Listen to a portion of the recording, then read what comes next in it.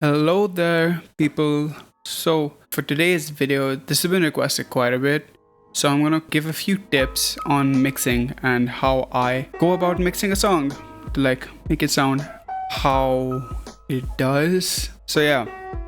So, first, I guess I should be explaining what mixing exactly is. This is what it means. You can read that, you can pause it, read it. So, this is what's written on Wikipedia. And what I understand by this is basically making sure that all of your tracks in a whole song sound good not only alone, but this is really important. They sound good alongside each other. So mixing is a process which makes that end product sound the cleanest that you can do pretty much. Personally, I enjoy doing it myself.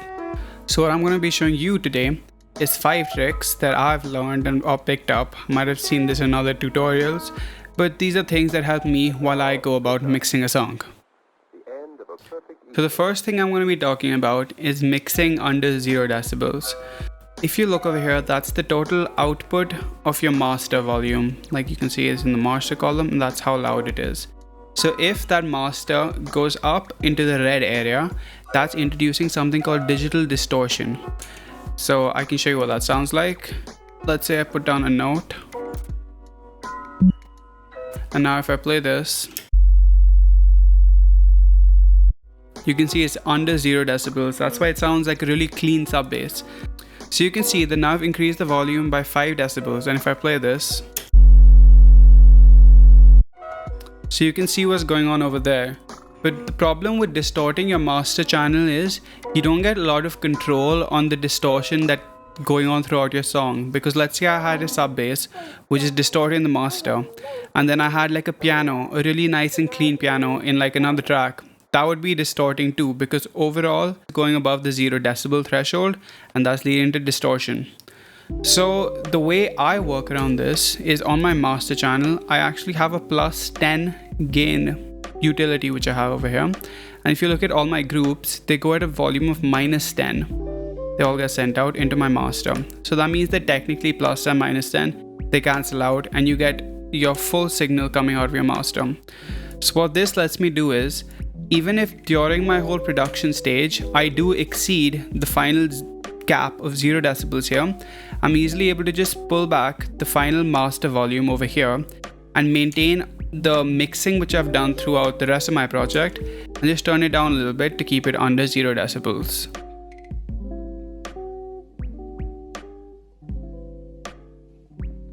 So my second tip is making sure that you low cut or high cut whatever sounds do not require those frequencies to make space for sounds which do. So if I was to explain this, I'm going to open up one of my projects as an example. You can see that I have a track called Main Bell, which if I play that out,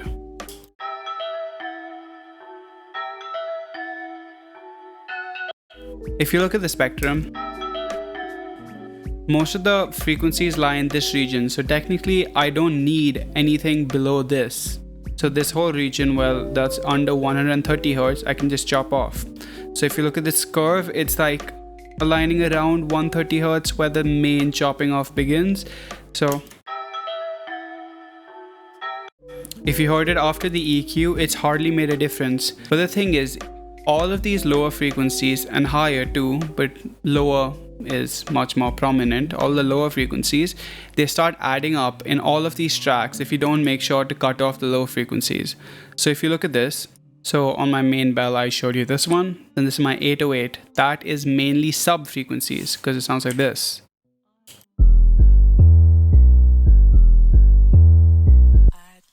So 808s don't require any of the high frequencies because they're the boomy bass. So that's why I cut off all the higher frequencies to make a little bit more room for the rest of my sounds.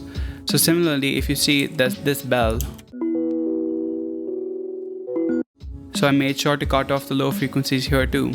And then again I have another bell and a flute. So if you look at this, I have no processing going on these two things. It's just a low cut to make sure that nothing adds up later in my mix. So that's a tip which you guys should always stick to. Always low cut or high cut. Well, more often you'll have to low cut all your sounds to make sure that all the low frequencies don't add up and clash at the end.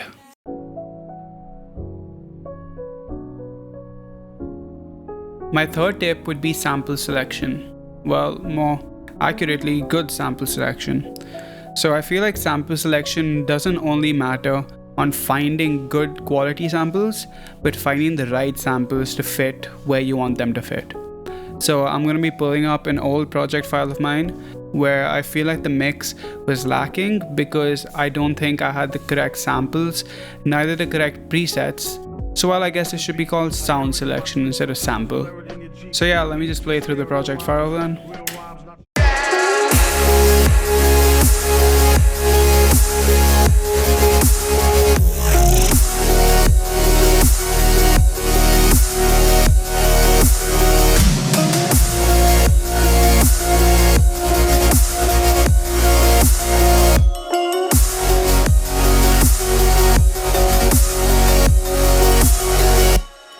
So mainly what I mean when I'm talking about sample selections in this particular song is my drums and well the rest of the song. I was listening through it and it's not that bad. It's mostly the drop which needs some work.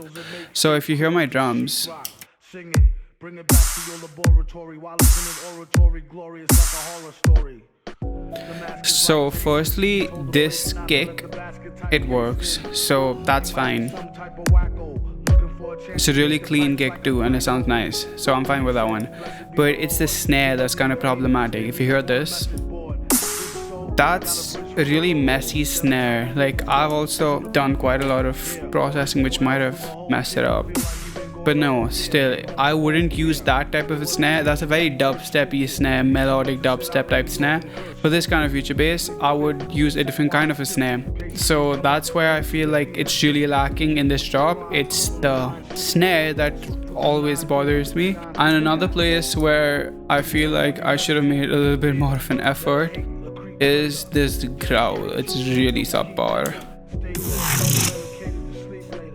Like that doesn't work with this. Like I'm making like really emotional type future bass that doesn't have growls. Come on, Adit, like you know that.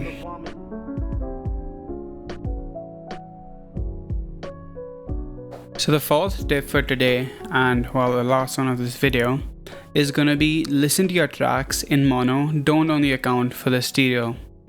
Well, don't only account for stereo systems. What I mean by this, many phone systems still only have one speaker. So if you don't have two speakers on your phone, that means that you're only getting mono audio because stereo audio consists of a left and right channel. So without two speakers to produce both of these channels, you're only left with one, which is a center speaker per se, which is called your mono signal. So the problem with many producers face by not accounting for the mono signal is when their songs are played in clubs. Some club systems only have mono audio. There might be multiple speakers, but they all might be playing the same single stream. So if you haven't accounted for the center image of your track, then your song just won't hit right when you hear it in only mono systems.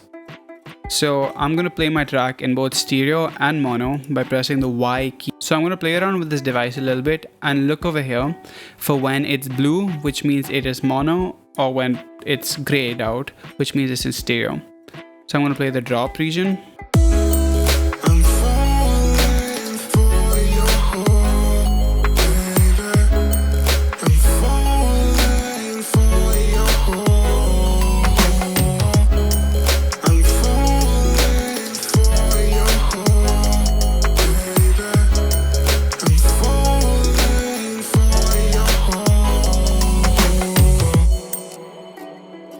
So if you're watching this tutorial with headphones or like on speakers, like a stereo set of speakers, which hopefully you are, then you'll be able to tell the difference between when it was in mono and when it wasn't.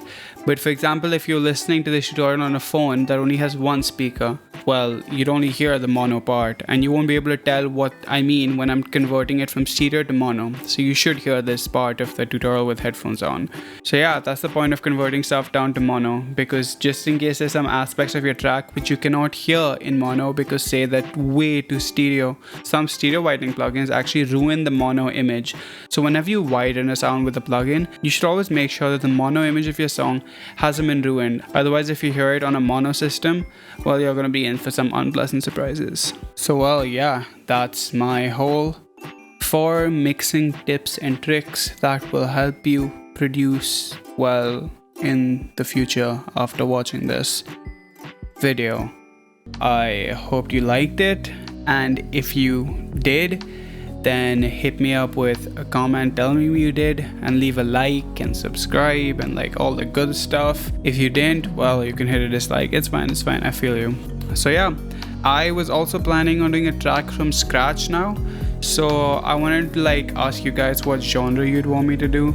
So whether you'd want me to just do like future bass, progressive house, future bass, can't think of other genres, hip hop, I don't know. So yeah, just leave that down in the comments and then I will get back to you about that.